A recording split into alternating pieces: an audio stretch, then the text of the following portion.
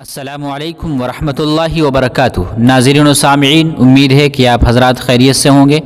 آپ دیکھ رہے ہیں مفتی محسن قاسمی یوٹیوب چینل۔ آپ کا اس چینل پر خیر مقدم ہے، آپ کا استقبال ہے۔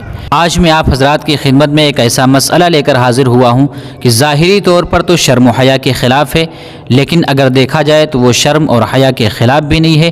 کیوں؟ اس لیے کہ بہت سے لوگوں کے ذہنوں میں یہ سوال پیدا ہوتا ہے اور وہ شرم و حیا کی وجہ سے لوگوں سے سوال نہیں پوچھ پاتے ہیں۔ تو اسی طریقے کا ایک سوال ہے، کسی صاحب نے پوچھا تھا تو اس کو تلاش کیا گیا، تو دارالعلوم دیوبند کے دارالافتاء سے وہ سوال اور جواب مل گیا۔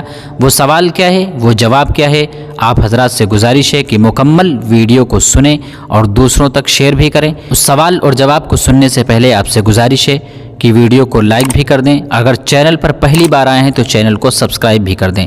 تو چلیے سنتے ہیں کہ دارالعلوم دیوبند سے کیا سوال کیا گیا ہے اور اس کا جواب کیا دیا گیا ہے۔ کسی نے سوال یہ کیا کہ میرا ایک دوست حافظ ہے، انہوں نے مجھ سے کہا کہ ایک شخص نبی کریم صلی اللہ علیہ وسلم کی خدمت میں حاضر ہوا اور کہا کہ یا رسول اللہ صلی اللہ علیہ وسلم، میرا اپنی بیوی کے ساتھ صحبت کرنے کا دل چاہتا ہے۔ تو آپ صلی اللہ علیہ وسلم نے فرمایا کہ مہینے میں 3 بار کر سکتے ہو۔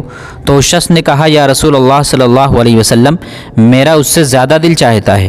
تو آپ صلی اللہ علیہ وسلم نے فرمایا کہ ہفتے میں 1 بار۔ تو اس شخص نے کہا یا رسول اللہ صلی اللہ علیہ وسلم، میرا اس سے بھی زیادہ دل چاہتا ہے۔ تو آپ صلی اللہ علیہ وسلم نے فرمایا کہ 3 دن کے بعد کر سکتے ہو۔ تو اس شخص نے کہا یا رسول اللہ صلی اللہ علیہ وسلم، اس سے بھی زیادہ دل چاہتا ہے۔ تو آپ صلی اللہ علیہ وسلم نے فرمایا کہ پھر مرنے کی تیاری کرو۔ میرا سوال یہ ہے کہ کیا یہ حدیث صحیح؟ براہ کرم اس موضوع پر روشنی ڈالیں۔